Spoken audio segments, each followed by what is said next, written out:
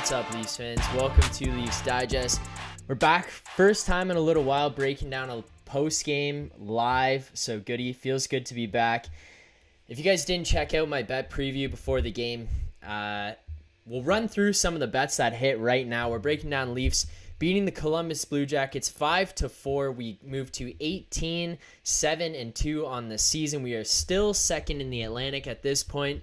Things are good in Leafs Nation. We respond after that down, crappy game against the Columbus Blue Jackets. It was just a terrible one altogether. The way it ended, the results with Jason Spezza being announced having his first career suspension. It's going to be a 6-game suspension for him, so that one's too bad. But I did go 2 for 3 on the bets tonight as well. And Goody, you had yourself some bets that you hit on, so decent night all around for the boys there.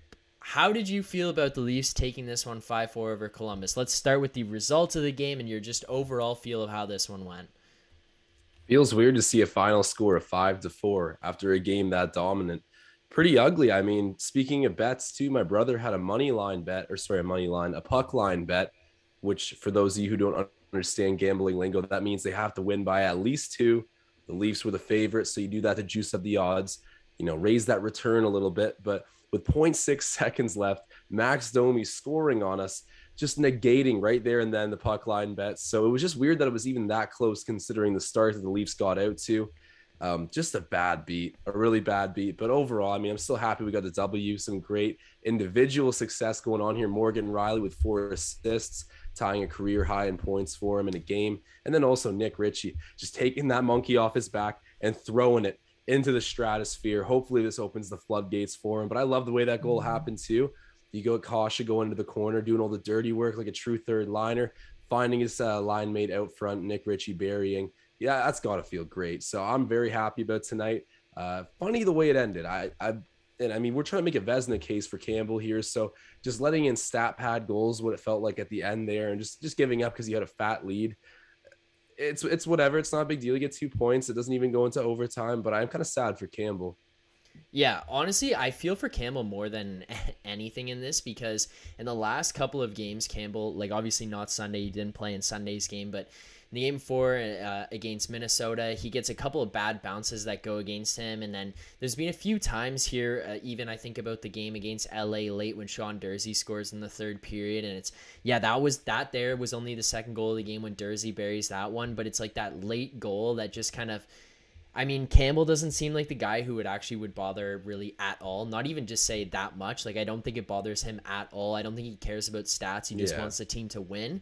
But overall, when you're looking at it and you're like, man, like it just hurts his save percentage. And as a fan of the Leafs, as a fan of Jack Campbell, you want to see him continue to be up in the top of the leaderboard in the save percentage, the goals against. We want to push for him to get that Vezina candidacy. We want him to be in the top of the rankings at the end there. And then when goals get let in like that at the end and the team kind of just starts to, I don't even want to say give up, but they just deflate a little bit. Like they let their guard down. They take their foot off the brake. It's not good. It's not good when that happens. And it's just something we really have to work on as a team moving forward. Yeah, the sense of urgency was just out the window. And I get it how you could be complacent. You were dominating them early on. The first 2 periods, I was in my head already coming up with a grade for this game. And I'm thinking I could probably sell an A+ here. But after that 3rd period, there's no way. Yeah. You do kind of collapse a little bit. But still, main story is they get 2 points, and that feels really good. But we always talk about winning and even losing the right way. Tonight, you feel like you won the right way, but in reality, not really. You can't get complacent with leads because that will come back to bite you. They were even talking beforehand about how we got beat by Columbus in the playoff series. And when you look at our playoff history, a lot of it comes back to not playing well with leads. And there you go. It's the same old story for the Leafs. So if we can continue to inch forward in that improvement, we'll be all right. Tonight just was a little bit ugly at the end, but overall I am happy. And I got to say, Philly, I'm not sure if you have the chat pulled up, but the Minecraft player, we have Dyslexic in the chat too, but the Minecraft player saying, let's go, hey, Zack and Josh, but also saying, do you think the Spezza suspension was bogus? He's asking us to get right into this. All right, well, let's just get into this one and see where this kind of ends up because I have very, very strong opinion about this Spezza suspension, the way the NHL has handled it, the way the NHL has handled things in the last couple of Leafs games. First things first, Goody. And you know what? Actually, I have an animation here. I'm just gonna ride with it. It is my own face on this animation, but I'm gonna throw it out there. It is very, very representative of what the NHL is up to right now, and it is the clown animation. The NHL.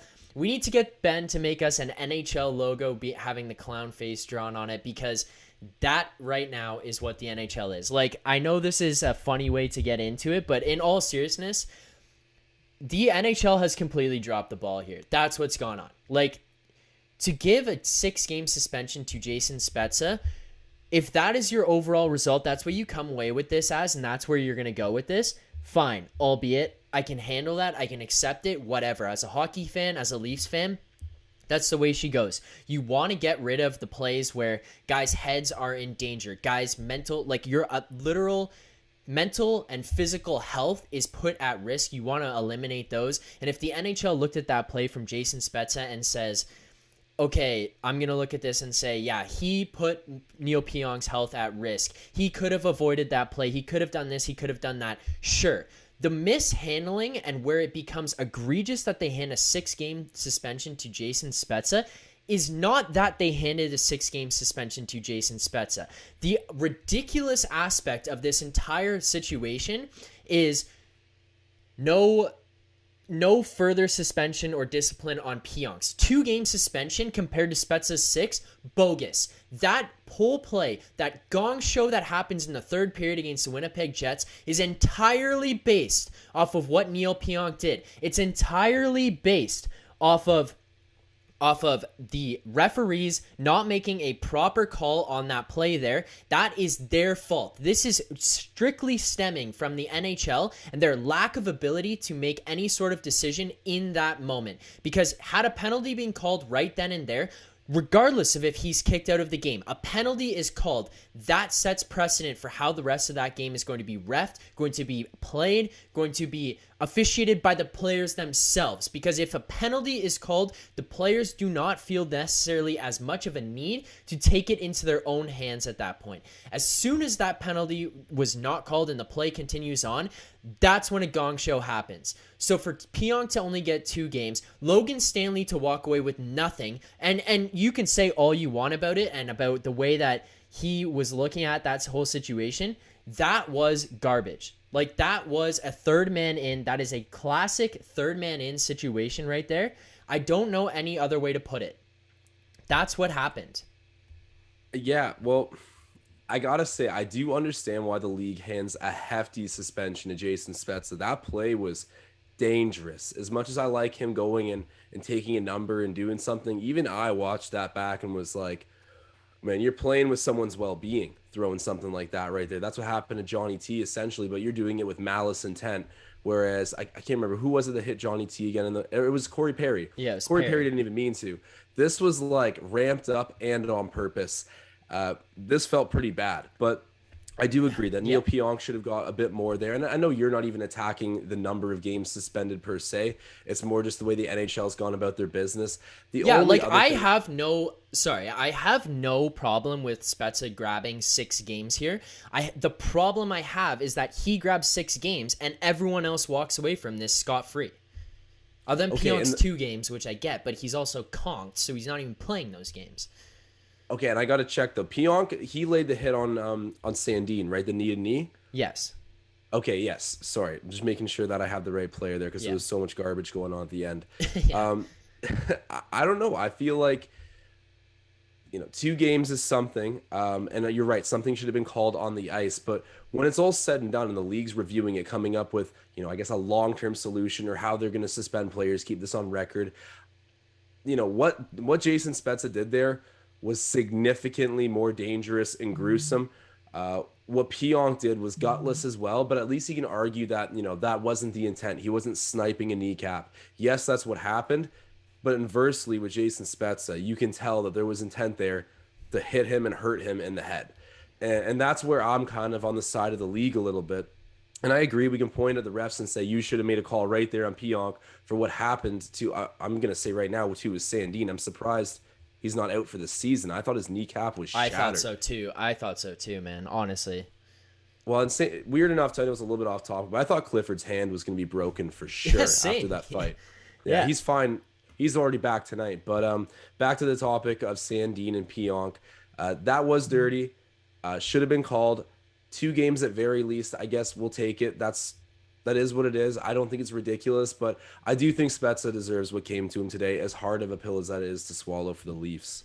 Yeah, no, like I don't have it's not necessarily about the 6 games, right? And that's kind of where I'm getting at for this is just it's not entirely about 6 games. And I can see where you and I believe I'm on the same page as you in terms of looking at that Spezza hit and did he intend to let's look at this from ground zero up. Did he intend to injure Neil Pionk when he was going to hit him? Take away Neil Pionk falling. Take away the knee to the head. Take away all of that. When Spezza went to hit Neil Pionk, was he intending to injure him? My answer to that is yes. Yeah. Yeah. He was going out there to injure Neil Pionk. Like that's what he was doing.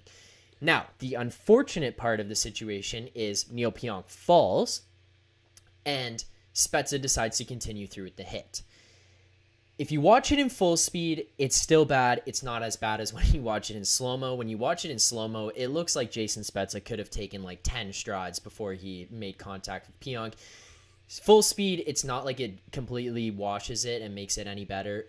But that being said, when you watch it in full speed, it's not quite as bad, but that is the unfortunate part of the situation. Pionk falls and Spezza goes knee to the head of Pionk. So, and I know we're breaking down the Columbus game here, reacting to that, but the Spezza news did break while the game was going on. So we got to come on here and break that down and talk about it a little bit, at least dive into that.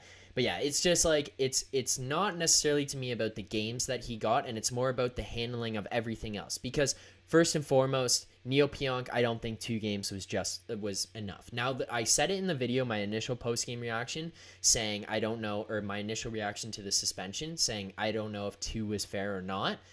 Hearing the Spezza 6, I will go back on my 2 comment and say that's not fair. He should have grabbed more.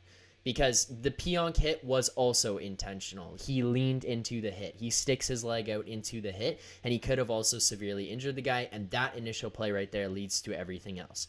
So, no, the Pionk suspension is not enough, in my opinion.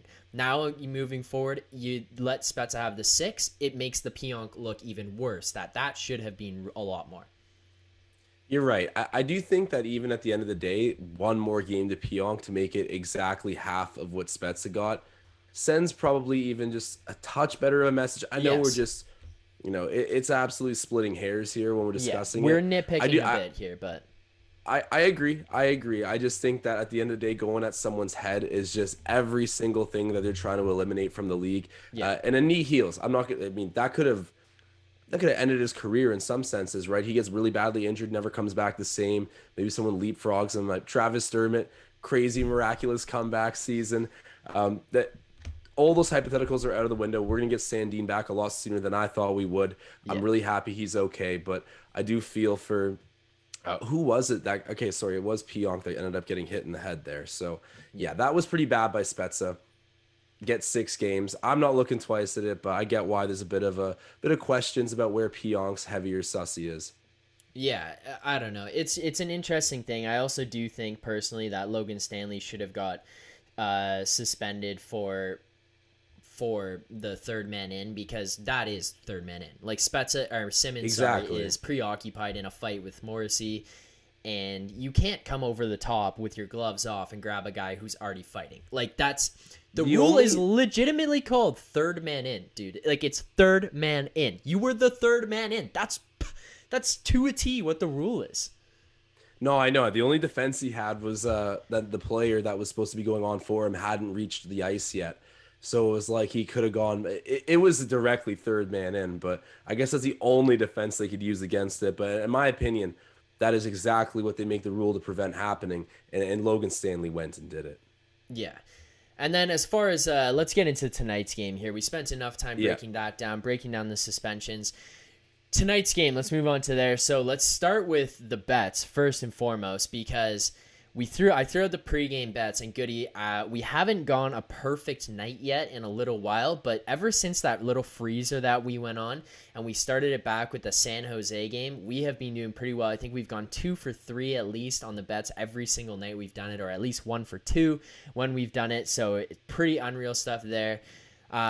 If you want to track our bets, if you want to follow our bets, download the betstamp app. The link to the betstamp app is in the description to this video. You can follow my bets on there. We're going to get Goody his own link that you can follow, especially if you're a Raptors Digest fan. You can click that link, sign up for the app, download the app. You can at least track your own bets on there. You can follow my bets. You can bet with me on the Leaf games. If you don't get to catch the video pregame, you'll get notified when my bets go up, when Josh's bets go up, so you can follow us on there. Make sure you do that. Download that app. But first things first, Nylander anytime goal scorer. The best part about that whole thing, have that bet lined up, and he scores the first goal of the game. And when he scored, Goody, it was the best, most sigh of relief feeling, because usually you're waiting through the game at some point for the guy you bet on to score. In this case, we get that goal right away. But then it was almost the reverse feeling, where it was the goalie interference review that was happening. And again, the NHL so unreliable. You legitimately can't predict what is and isn't a goalie interference, because watching the broadcast, Ray Ferraro goes on there and says, yeah, I think this is goalie interference. And Gord is complete the other way, saying 100% it's not goalie interference. And it's just, there's no way to tell. The NHL has made such a mockery of this rule, of this review. There's just no way to tell. Yeah, it's so blurred, and it's tough. They do this in law. You rely a lot on precedent, how other court cases go, how other rulings have been. The NHL using precedent case to figure out how they're going to rule future goal situations.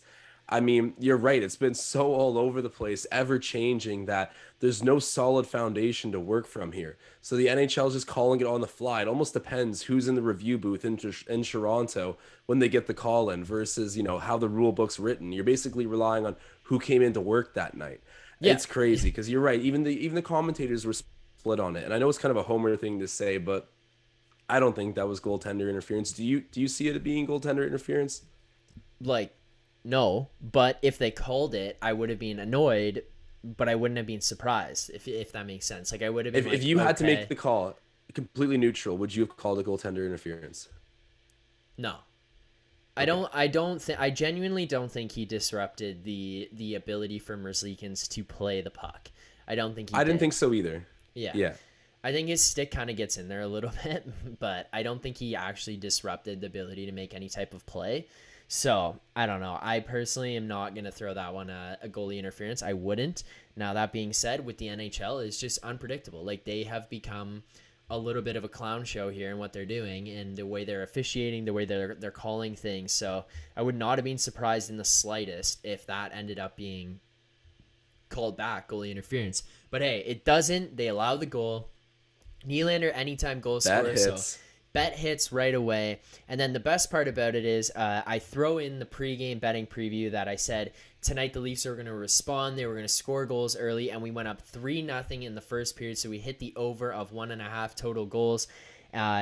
So that was a beautiful way to just cap off that first period. You go 2 for 3 on the bets already. The only thing that didn't hit on the night is Jason Spezza, yeah. Thank God I didn't bet on him. Not even in the lineup. John Tavares over 0.5 assists. But unfortunately, he does end up scoring a goal. So, I mean, if you bet on him anytime goal scorer, congratulations. That's a good bet to grab. But, I mean, Nylander was a guy who was just kind of ready to score a goal here, I think. He's been playing he had that little dip down where at the beginning of the year we said this guy might be our best player right now. Then he had that dip where we were like, it wasn't that he was bad, he was just unnoticeable. He was just kind of a ghost for a bit. And now he's kind of climbing back up where it's every night, every other night, he's at least a threat, he's scoring goals, he's getting points, and you kind of need that from the guy. If you're going to be a consistent top 6 threat, he needs to be producing night in, night out.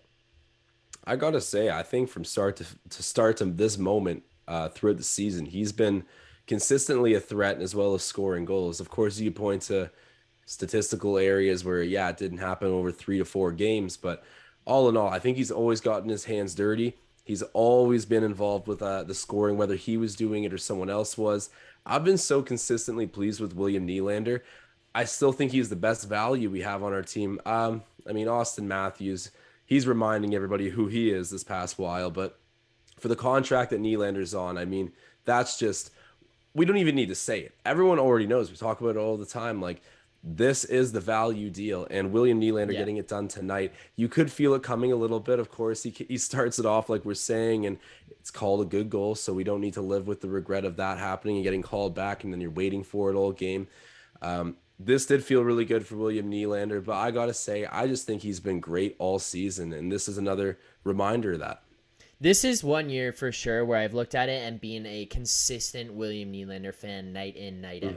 In years past, I think we've looked at him and you say, some nights you say, wow, that was the best player on the ice. That is probably the best player who touched NHL ice tonight in any game because he was so dominant. He controlled the puck so well. His shot's so good. He was skating so fast. And then the next night you'd say, oh my God, this guy sucks.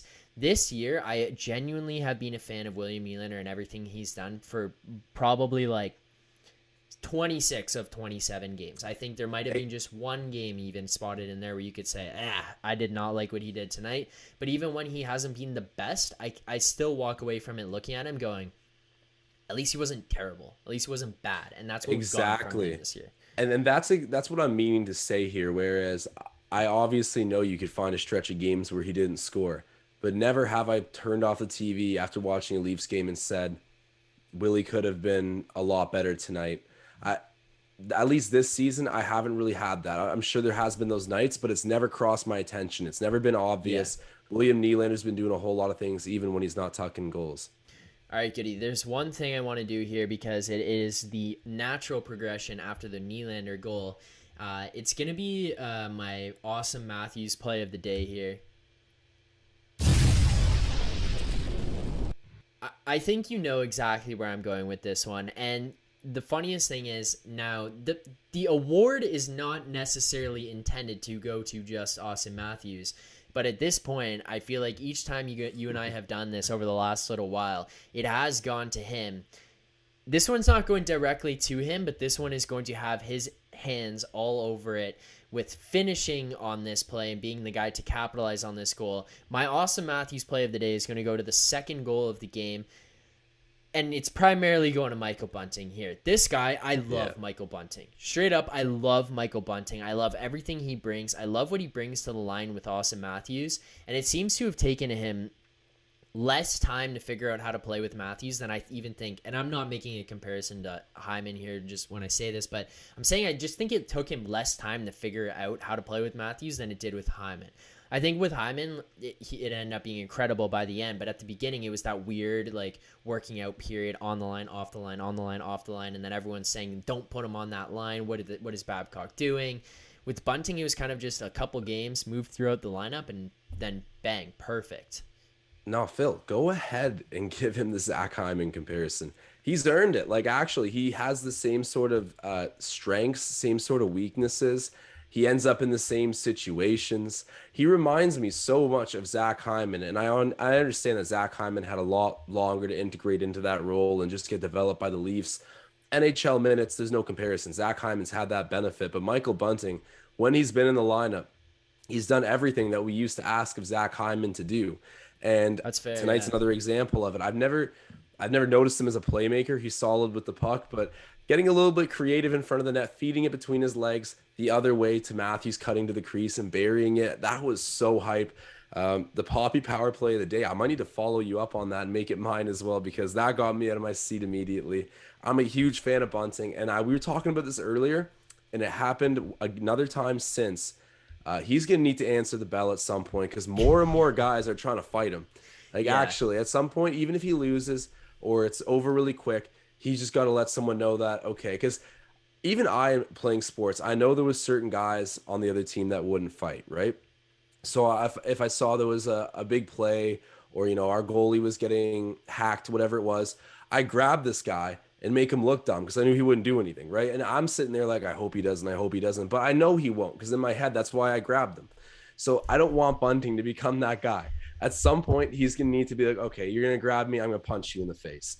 And once that happens, I'll be 100% content with Michael Bunting, but right now he's at 99%. I'm thrilled with him. He's the Zach Hyman of this year for sure. Yeah, and honestly too, like even look at that play, breaking down the left wing, able to shield the puck from the defender and hold his back to the guy while continuing to like mission towards the net like that, and then make a beautiful between the legs pass, tape to tape to Matthews like that. Ridiculous. Like it was through his own legs, back turned to Matthews, seeing him coming out of the peripherals, and he makes that perfect pass to Matthews, streaking in towards the net. Beautiful pass, beautiful play, and great finish by Matthews. And then we also got here Andrew Leonard in the chat saying, homegrown boys are just built different.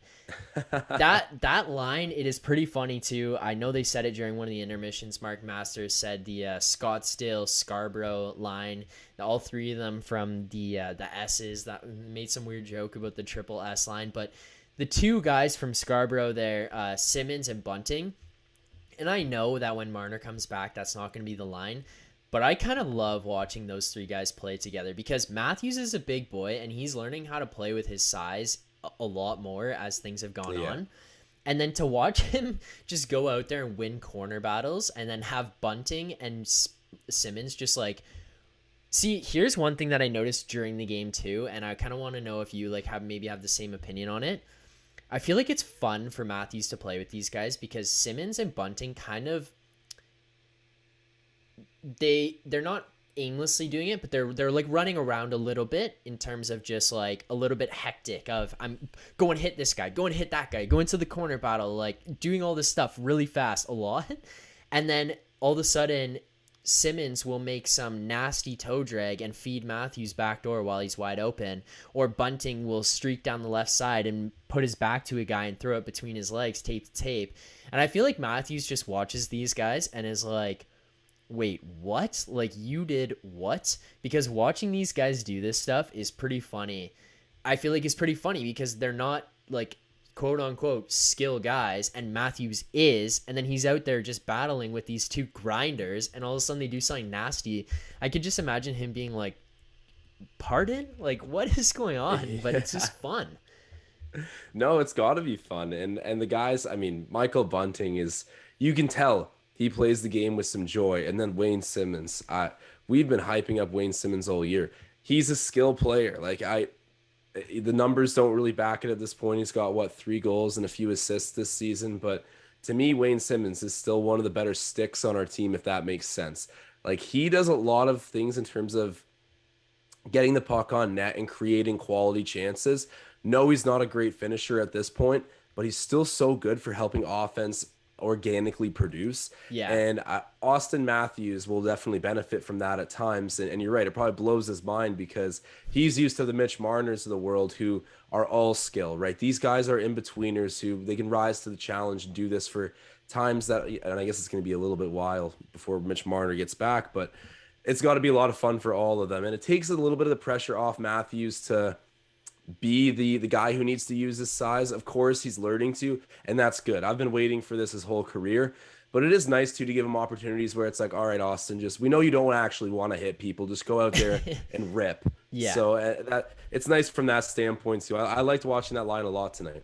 Well, one thing I think too, and maybe this isn't even correct at all, but like, I think that one of the differences between Bunting and Hyman is Hyman was a strong player physically on that line. So you've got Marner, who's just doing creative dancing around stuff. Then you've got Matthews, who's the goal scorer and can play strong. And then you have Hyman, who's basically just strong.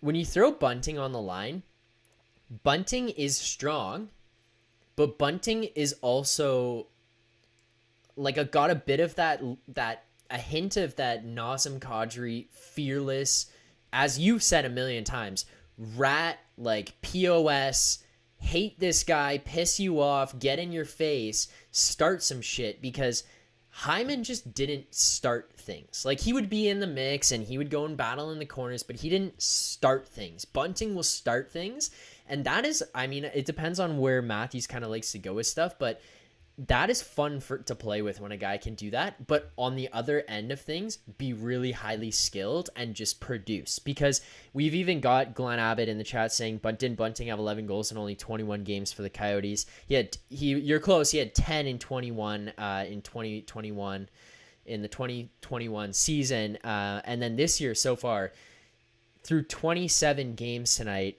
7 goals, 12 assists. I believe he only walked away with 1 from tonight. So, like, this guy is just putting up points. He's clearly a guy who can be skilled and can contribute. And then he's just a rat. It's so fun to watch him play. I love it. And I'm always notorious for using basketball analogies on here because I work with the Raptors Digest, of course. I got my merch on right now. But I got to give this analogy because I heard someone say this earlier today about the Lakers, who are just so troubled. And I'm going to bring this way back to Michael Bunting. So The Lakers, obviously they have a ton of a ton of power on their team in terms of stars and guys who are, I mean, they got so many career accolades on that team. They obviously on paper can get it done. But the issue with having a team like that, even though everyone's really good, is you don't have anyone that's playing like a paycheck to paycheck kind of style where it's like, Russell Westbrook, if he doesn't go over a pick, he stays out there. If Alex Caruso doesn't go over a pick, he doesn't play. And Michael Bunting is a guy where it's like, even though he has that skill, he had to get into the league other ways. So it's just ingrained in him now that if you don't do the little things, you sit. Even though it's like he probably could get by on just his skill, maybe at this point, especially in your bottom 6, it's nice to see him come in and have to play a way that to the Leafs hasn't really been a part of their makeup outside of Zach Hyman. So I love that he's come in here and he's taken nothing for granted, and he's just done all the little things to get on the coach's good side because he's used to a situation of a late bloomer where he had to fight through the AHL, eventually get his opportunity, and he would have been having to do things like block shots, start fights, draw penalties. These are things that if he doesn't do, he doesn't play. So I love how ingrained it is in his style and approach. Yeah, and I do want to remind everyone right now, if you're not subscribed to this channel, make sure you hit that subscribe button right now. We're on the road to 2,000 subscribers, so we love doing these live streams. It's pretty fun interacting. We'll do some more live watch-alongs as well. I'll head over to Goody's house and we'll set up in that living room again. Next time we'll have less of a makeshift setup. We'll have like a proper done up setup where we're not doing it as the first period's underway. We'll get things proper, but make sure you hit that subscribe button. You get notified anytime videos come up, anytime we're about to go live. You guys will get notified, so make sure you hit that subscribe. Help us get to the 2,000 subscriber mark. We're battling our way there, and while you're at it, hit like on this live stream right now. Hit that like button. We'll try and get pushed to 20 likes on this video right now. So shout out to everyone who's in the chat right now, who's watching this, who's participating in this one. We appreciate you guys following along and joining us here. Got a bunch of recurring people in the chat, recurring viewers, so we appreciate you guys out there for doing that. I do want to point out here, Goody, Rob Wilkie says it does not help that Campbell has been run at recently with no penalties. And then Andrew Leonard following up with too true, man, so frustrating. He's going to get injured and nothing will be done about it based on what we're seeing the refs do. I got to ask you kind of like where you think that we should go with this, because I do have a interesting like perspective on it, because in years past this Leafs team doesn't respond to things. They let that stuff happen and it just goes, and then there's no penalties and everyone's all like rah getting all upset.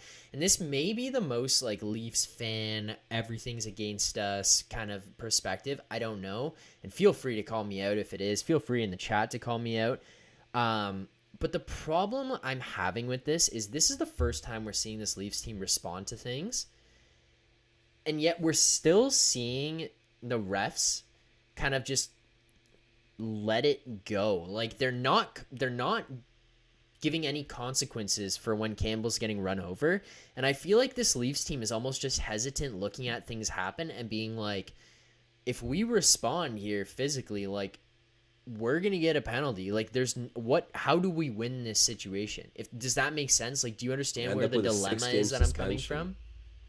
Yeah, I do know what you mean, because if you leave it to the refs to enforce things, then you get your power play, you live with it. It's a documented thing where Whoever's done it, it will now have a strike against them, and this will deter them from doing it in the future.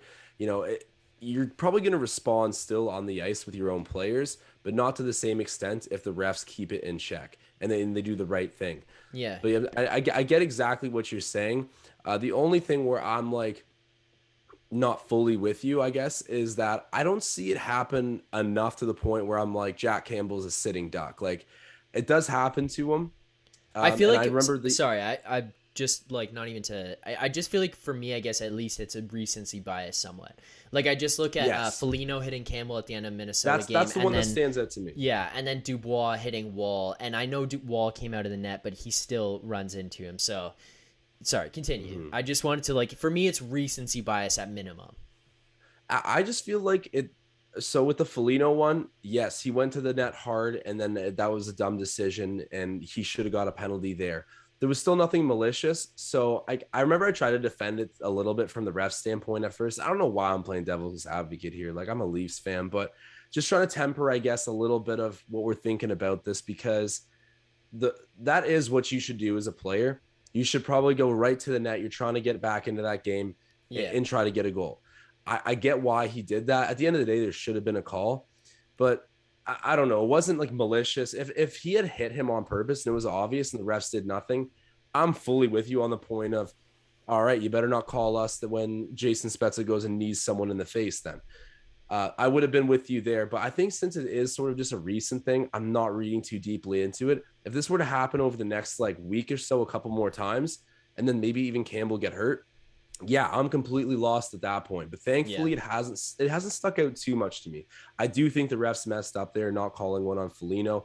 I think when Wall came out of the net, that wasn't the. I mean, it obviously was bad, but I don't even know if that was on purpose. He did kind of extend himself a bit into a contested situation. Yeah.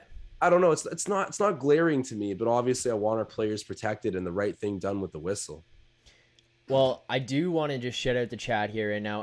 Everyone's showing a lot of love, so we appreciate you guys all. Andrew Leonard says, guys, I love that I found you.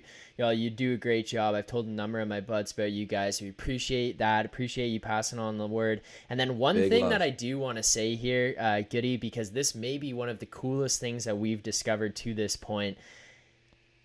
Gordon Graham comes in here. Gordon Graham has been in our lives a whole bunch. He watches. We've seen him on every video. We appreciate the input. We appreciate the support from Gordon. He's been with us basically since day one. I know this guy's been around.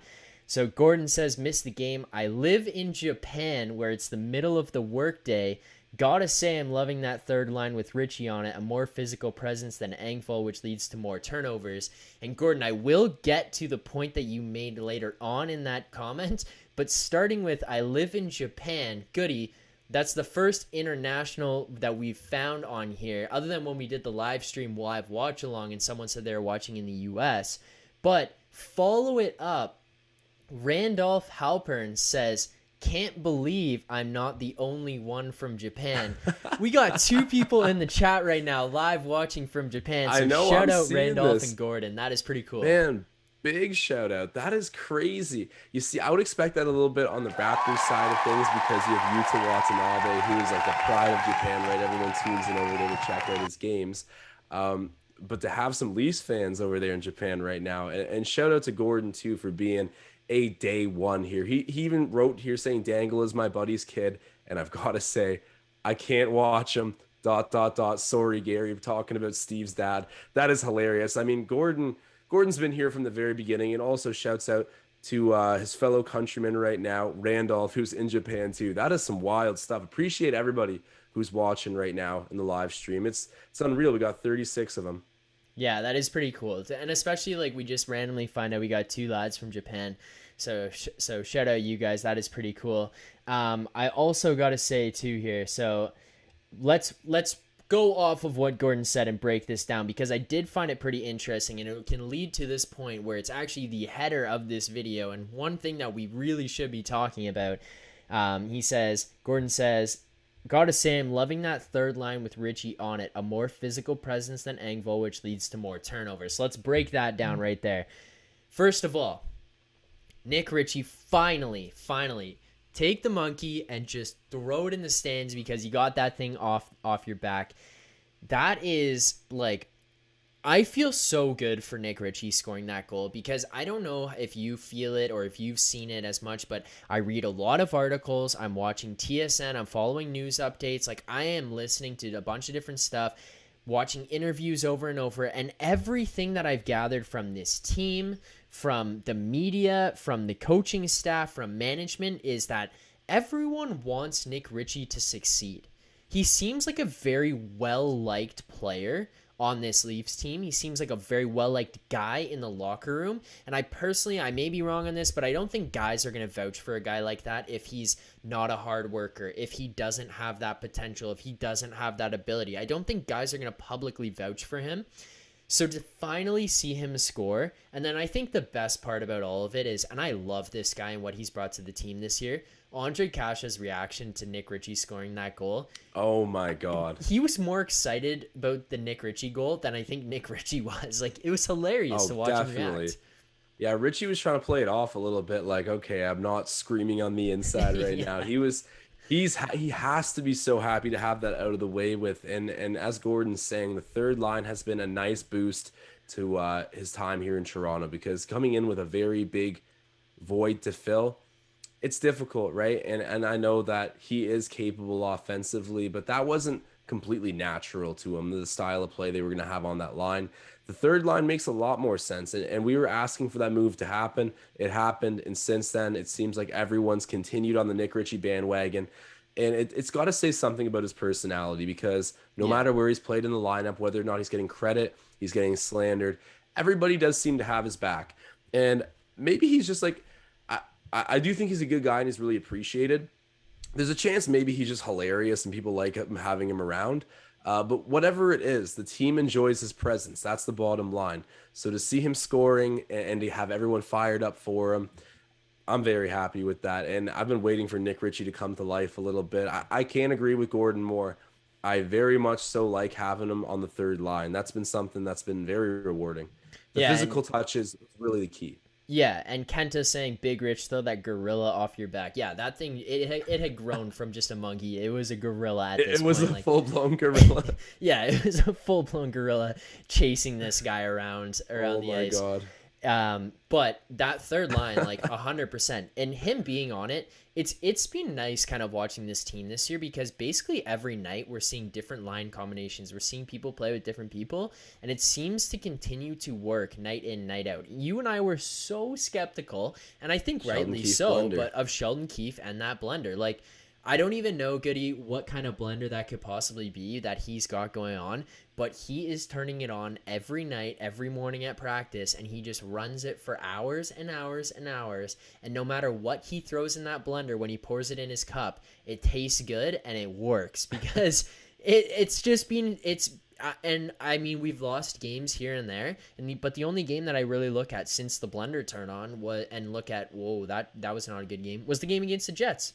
And with all of that in consideration, Joseph Wall was in net. We're coming off a back-to-back. You're switching one of the D-man in, one of the D-man out. You're moving around the D pairings, which we haven't really moved around D pairings. So, I mean, that was the first time we threw the D into the blender. And then on the other end of things, Mitch Marner's out. So this team's just battling after an emotional night, a travel night. Sometimes it happens. There's one bad game in there. Yeah, I didn't think that was the worst loss at all. Like, even as it was happening, I realized we're down 6-3, but it didn't feel like we were physically out of the game. It felt like, I don't know, just felt like they were up for a win in terms of like what I was thinking about the Jets, but I didn't see it as like a massive step back or failure for the Leafs. Like, I'll still take our team any day over them. And I'm not just saying that. And the way that we've had the versatility because of Sheldon Keefe's blender, it's easy to look at things in hindsight and be like, it makes sense. But Phil, I really do think you were spot on with trying to say that stuff happens all the time, like Mitch Marner or Jason Spezza being out of the lineup for a prolonged amount of time. And when that happens, you're going to need to know how to go in every night and get the job done still, because if it's in the playoffs when this goes down, you're in big trouble. And that's what happened when Johnny T got taken out in game 1 by Corey Perry. So I guess he's been the mastermind this whole time. Go figure that me at home on my couch criticizing him didn't know what I was talking about. It's still a gutsy, mysterious move, but since he's been doing it, it's been paying off. So I won't question something that's not broken. Yeah, and as far as that Nick Ritchie, like the third line goes too, I think more specifically, I think Gordon's right on that one because he did he does bring that physical presence, and I love Camp. So first of all, I love Camp and Cash together. Like they should just continue to stay together. Now They will. yeah, and then Richie hopping into that line is nice because one thing I feel like we forget about, who did Nick Ritchie go from Anaheim to Boston with? Kasha. Right. And they didn't I kind of just go slept on that, together, actually. but they played together in Anaheim. Like they actually played on a line together for certain stretches in Anaheim. They have some sort of chemistry. They've gone from one team to another together. And then for him to be able to come here and play there, it's at least some familiarity, some comfort, some chemistry there. And they also kind of complement each other in some sort of way. Like Kampf is the very straight and narrow, play defense, simple hockey, get pucks deep, get pucks on net, don't do the fancy thing. I'm just here to play hockey and that's it. And Kasha is like be responsible and also be, I think the best word for him is fearless instead of reckless, because I think reckless kind of connotates like a disaster, whereas the fearless can be just like bravery, which I kind of think it may be just a better fitted word for what Kasha brings. So He's a spark plug. yeah, he really is. He really is. And then you look at Kasha has skill. He has scoring ability. He has touch. He has playmaking. And then Ritchie also has that, and he's physical. So that line does work well together. And I like Ritchie there instead of Engvall, despite Engvall can bring speed, but do you really need all three guys like skating like the wind if one of those guys can bring a different element than what Engvall really brought to that third line? I don't know. It might just be something that could go fluidly in and out. No, I love what you're saying about this line right now, and I didn't fully take it in either. Everyone knows the Camp and Kasha. They've been the paired up duo since the beginning of the season, and with the Czech team, they played together as well. So they have history there that everyone knows about. But of course, Nick Ritchie, played with him in Anaheim, then played with him in Boston, and then they come here not by trade but by free agency together.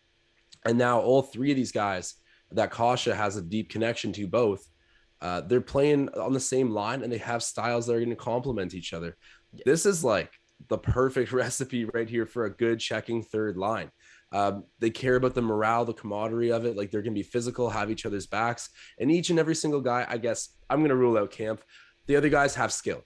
Yeah. Camp is like, I don't know, he's good, but like not, you know what I'm saying? He's not doing us any offensive favors. However, Kasha and Ritchie more than enough make up for it on your third line. So I love that third line a lot, but reminding us there the history between Nick Ritchie and Andre Kasha. That is true. And I kind of slept on that for a moment.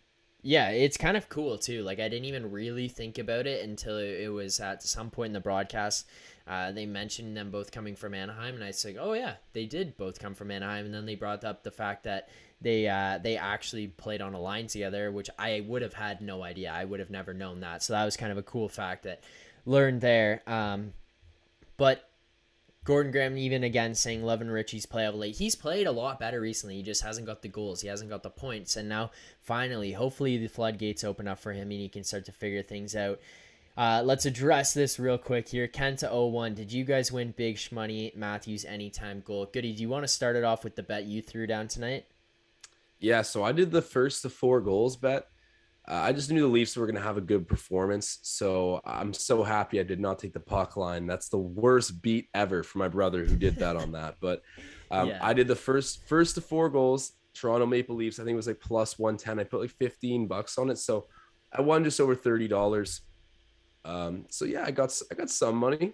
That wasn't bad. It wasn't bad. It was a responsible little bet, but yeah, ended up cashing out on that one, and I felt like it was just a money snipe. I mean, plus odds on the Leafs getting 4 goals against Columbus or being the first team to get to that mark. Had to do it. I like that you went all the way up to the 4, though. I was scared a bit of the 4 because of Merzlikins, and I think Merzlikins is a good goaltender. I wasn't sure what kind of game we'd be in for tonight, but I mean, hey, 5-4 game, so we got a lot of goals. I was so close to hammering the over on this one too, and I I left it at, if you saw, I had the pregame bets up. If you want, I throw up the pregame bets before every game on the YouTube as much as I can. If I'm at least in a setting where I can get that video done, I get those up. And today I put it up there. I went 2 for 3. I had Nylander anytime goal scorer, and I also had the over 1.5 goals in the first period, and both of those hit. I don't throw down much money on my bets. I have like $2.50 bets, but I hit on those. The only one that I missed on was the John Tavares over 0.5 assists in the game. He did not get an assist. Of course, he scores a goal, so there's that. He throws that one in there. But that being said, hey, if you do want to track your own bets, if you make bets and you lose track of your bets, you lose track of how much money you've spent, you've won, you've lost, download the Betstamp app. You can plug all of your bets in there. If you have certain books, you can sync your books to the Betstamp app. You can get it all synced up in there. All your bets will automatically be tracked. You can use it as sort of a accounting analysis tool that you can follow your bets on in there. And then the other part of it is you can follow my bets. You can follow Goody's bets. My name is Zack Phillips, just all one word, underscores on that app. And Goody's is Roadman Goody. So if you want to follow our bets, the link to download the app is in the description to this video. So make sure you download that. You can follow all of our stuff on there. You can follow along, get notified when our bets come up. Even you can get notified when we're not betting on the Leafs. I like to bet on college football, NFL, college basketball, all that kind of fun stuff. So I bet on all that. If you want to follow along, you can do it on there. But enough. So when Phil puts down a 14-leg parlay on college football, you guys already know. Take your whole account and put it on it, because this man doesn't miss in college ball. Yeah, well, we'll see about that. I did. You can even see, I think you can see the history on there, but maybe I'll like put it up on the Leafs Instagram if you're not following it yet. But if you guys want, then I'll throw a screenshot. But Goody, also want to point out, Andrew Leonard said, "LO guys, I never bet before this year, and I joined you guys when you were having your cool streak. Then I stopped, and now y'all are kind of succeeding." Andrew, I'm so sorry, but I'm just going to say this for your sake, for our sake as well.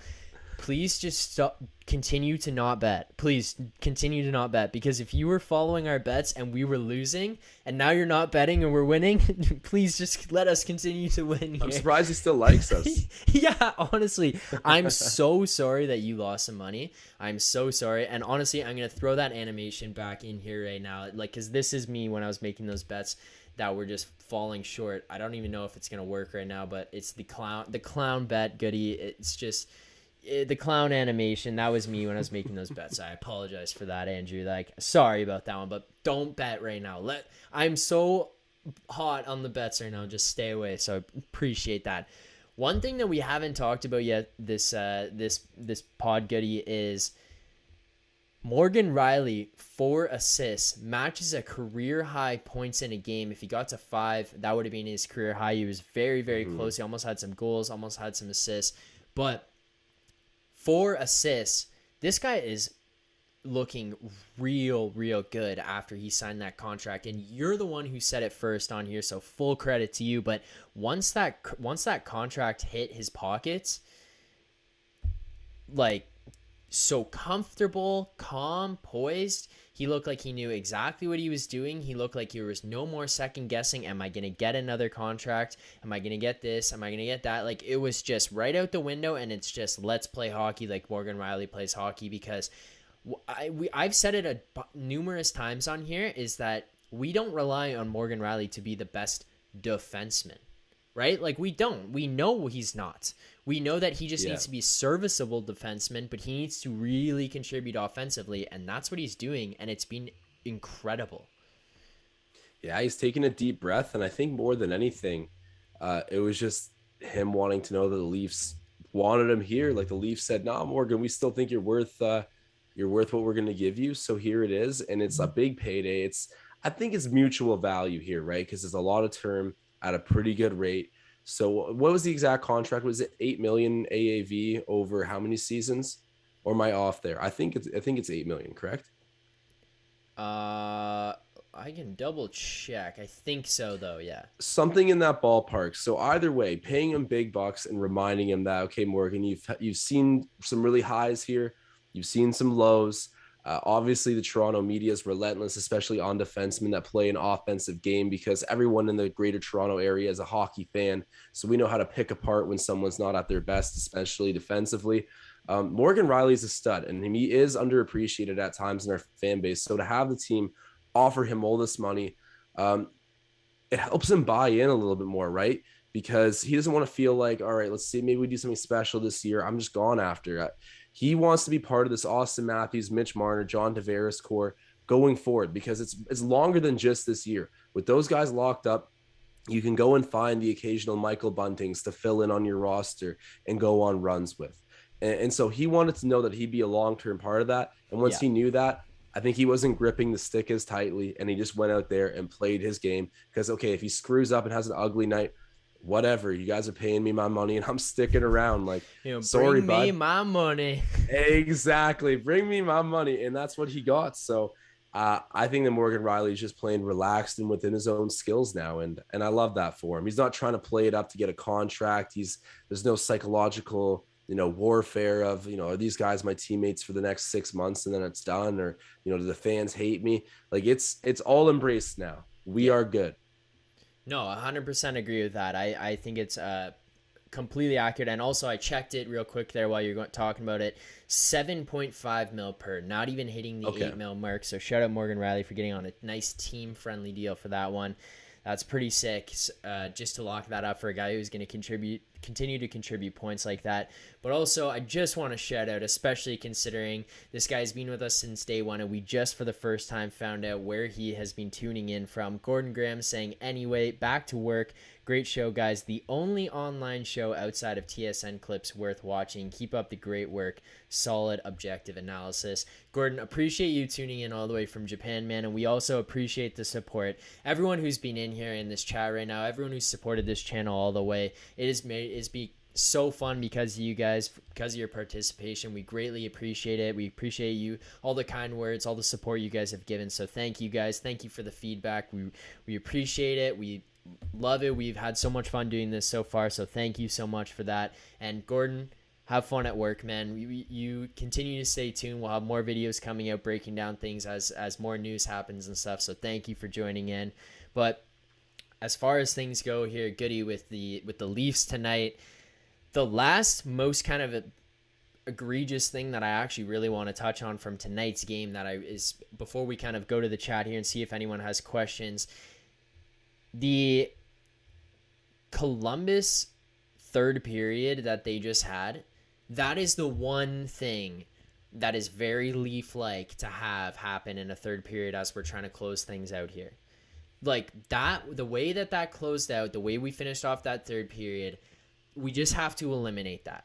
That cannot be happening anymore just because, it was 5-3 until 0.6 seconds and it blew your brother's bet, so shout out Max, like the GOAT. Apologies for that bet that gets blown there on the puck line, but that's tough. It's not like it was necessarily in reach at that point for Columbus. They get within one with 0.6 seconds left, but it doesn't matter.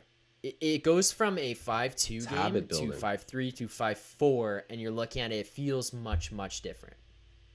Yeah, it's habit building, and we've talked about how there's losses this year that make me feel more comfortable than some wins that we've had in previous ones, like the 6-5 overtime, Austin Matthews with 4 points. The win is awesome. It's entertainment, but it's also constantly led us to first round exits and blown leads. But then again, the 2-1 hard fought losses that we've seen this season, I walk away from feeling like we're a tight checking team that can play with anybody. And, sometimes it doesn't work out. That's how sports go, especially hockey. But yeah, I think that the third period was a real symbol of what was wrong with this team before. And it'll 100%. Still happen even to really great teams, but you had the gas fully pressed down. You're at home. Columbus is not that good. I actually do respect Columbus. I think they're a decent team, but you had no reason to just give up the way you did. You were dominating them, and you could visibly see that at one point it was so high that you were no longer level-headed. I mean, Nick Ritchie had scored, so everyone's already laughing and joking around and having the time of their life, and Matthews has 2 rips. I felt the intensity leave the game. I could visibly see it. And that's the results you get in the third period. It was on the paper, right? You end up with a 5-4 game. My brother is, and he's broke. He's out on the streets now because of what happened with that Yeah, puck you line bet. immediately kicked him out after. Yeah, he couldn't pay rent anymore. So tragic, just tragic third period for the Leafs. I'm not too worried. This stuff can happen and you can shake it off, but it gives you the scaries of the old habits that this team used to have. Yeah, it really does, and it's that whole let off the gas thing. There's no need. When we're gonna win like that, you got to continue to push until the end. Even if we're not gonna be continuing to score goals, it's just like you got to just push until the end and just hold them off at minimum, because that is Leafy. That is, and I just stole that word from Andrew Leonard in the chat. He's the one who said Leafs haven't looked at Leafy in a long time. Like, Leafy is the way to put it. That's what that was. And it's unfortunate that that's the way it goes. And it's unfortunate that that's kind of the perspective that we have on it, where we say, wow. Which, you know what, too? It's also just such a weird thing, because it's not even just like, oh, these guys who are on this team have done that. No, it's the Leafs. The organization of the Leafs just does that. So weird, eh? Like, one other thing I noticed for the longest time, no matter who you put in a Leafs jersey, you get outshot. Like, it's different this year, which is, we're starting to break the Leafy trends. But for the longest time, we just didn't have a defensive system that favored the goaltender. Like, we had to have our goalies stand on their head. And we had some big time top to bottom changes on the roster. And I think even the year that we went to the playoffs and lost to Boston, the 4-1 league collapse there, that was like, 2013. I still think I remember that season constantly telling myself, oh my God, we win a lot of games for a team that gets shut out. And if anyone else remembers, that was like the birthday of That's Optimus not good, Prime. eh? James Reimer was the guy who carried us in the playoffs. It's always been about the goaltender with this team. And as much as Jack Campbell deserves his credit and his flowers right now, I'm happy that it's not on his shoulders completely, because we more often than not outshoot a team now, and we just got better habits. But that's just one of the things that seems ingrained to the Leafs jersey as of recent, but I'm happy that it's turned around. Bad habits in the recent history of this group. Yeah, and it's just breaking those habits. It's the maturity. And we've seen a lot of maturity from this team as things have gone. And you know what? Honestly, Goody, too, I kind of, maybe it's overly optimistic to say this. Maybe it's overly optimistic to look at it this way. But here's part of where I come from when I look at this is maybe this is just a weird, a dull 3-game stretch after you've played really well. Because you don't really do that for 82 games. Like, it's factual. And the thing is, this 3-game downswing where we've not played that great goes Minnesota, we're down 3-0. We come back and we get a point. That's maturity. Mm-hmm. That's on the road. That's you're missing guys, and you fight back and you get a point from down 3-0. Then it goes to Winnipeg, where the maturity doesn't, and the change in team, the change in personnel, the change in persona doesn't come from getting the point and fighting back, because it sucked, let's be honest, being down 5-1 like that. And then it's like, oh, 5-2, 5-3, okay, maybe we got a chance. And I said it in the post game, is like, you can't rely on just fighting back from 5-1. Like, as good as much as things were rolling, you can't. But the change in persona comes from, all right, we're not going to come back in this game on the scoreboard, but let's fight back here. And that's something we don't see. We've seen a lot of times it's cowering away, it's just quitting, it's let's go home. And they didn't say that. They said, we're going to fight with you guys until the literal last puck drop or last second, because that's, like, we need to do that. And then again tonight, sorry, it's the, okay, now we're going to go back on the upswing, and we're not playing that great again, but we still managed to win the game. We score 5 goals, and we outscore our problem tonight, and hopefully this is that swing back into, okay, good things happening now. So what you're saying is next game, puck line bets are a lock. The Leafs, if we're following the trajectory, right, we've dipped, we're on the rise, and this should be the start of something pretty clean in terms of how we're playing. If this past sample is anything representative of where we're going, it is interesting the way you describe it. Actually, I do agree. We've dipped a little bit. Every game had something a little bit redeeming about it, and now we're back into the W column. Not a perfect one, but if things continue to go up, I'm hammering a puck line bet next game. Hold on. Time out. you're gonna go puck line. I want to just say where my head is at on this one before we kind of like roll out on this one. Is my thought on it would be if we're gonna on that trajectory, and this may be completely wrong, and I'll see how things go before we get to the game, the actual game on Thursday. But my thought on it would genuinely be if Campbell and Vasilevsky are both playing, and this team is on that swing back to where they were playing before and how they were playing before, I'd go the under on goals. Okay, It's I thought you were probably going to going to say be overtime. 6 or 6.5. I think it would probably be around 6. I might take the under on goals on that one. I'll see how it gets closer to the game, so make sure you subscribe to this channel so that you can see But what you our know betting what? preview is. But I think Campbell's only allowed 4 goals in regulation like 5 times in his career, and 2 of them have happened in the past 3 games. Or sorry, 2 times in his career with Toronto. oh, okay. Like he's looked more human recently Yeah, than like any other time with the Leafs before right. in terms of goals against. So I don't know. I don't know if the under bet's safe, but I think that you're right to say it's going to be a really close game. I might need to bet the overtime, Phil. All right, the last thing I want to say before we get into our grades of the game here and we break that all down is we're at 28 likes right now in the in the live stream. So if we can get to 30 before this live stream is over, we'd greatly appreciate that. So if you guys are watching right now, hit the like button, get us to 30 likes before this video finishes, before we're done our live stream today. Hit the like button, get us to 30 likes. But until then, Goody, we are going to go into our grades of the game. All right, let me see. I'm going to start this one off straight up C+. And the reason being... What? Yeah, the reason being, I hated the entire third period. And the problem is that it's an incredible first. And I'm ecstatic. I'm sitting here saying this is the way we need to roll here. And also, we just hit 30 likes, so shout out to you guys. Thank you so much for getting that 30 likes. That was pretty quick. Appreciate it. And hey, maybe we'll get a little greedy here. If you can get it to 35, we'd also appreciate that. So hit that like button if you haven't already. It may be reaching a little too far.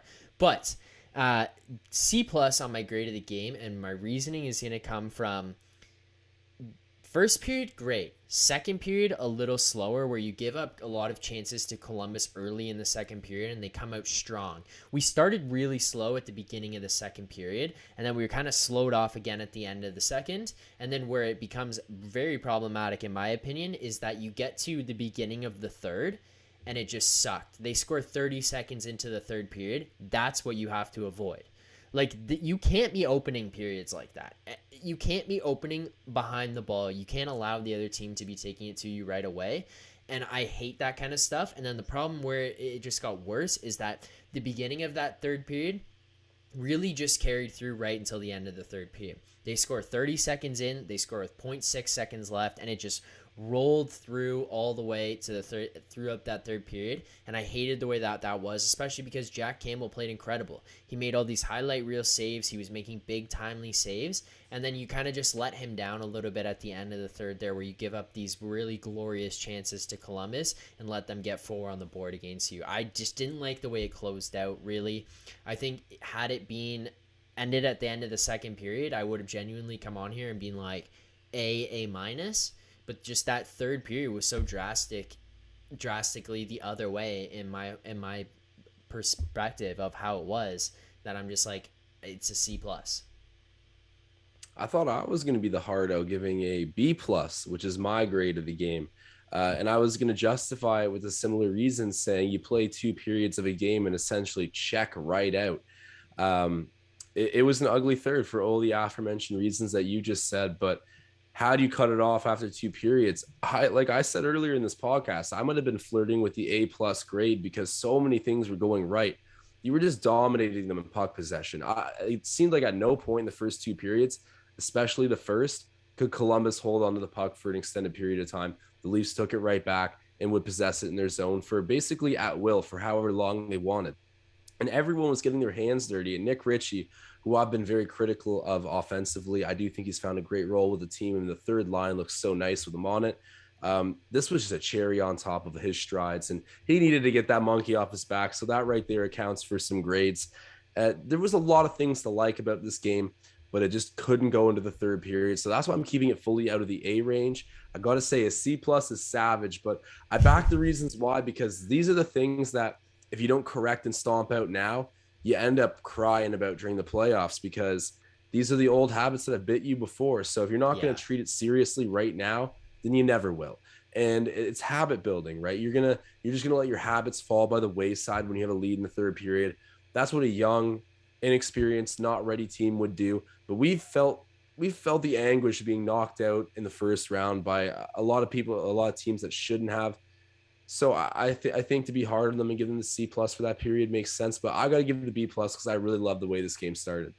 Fair enough. I think this is the first time that you and I have been like significantly far off on the grades that I know. It's rare.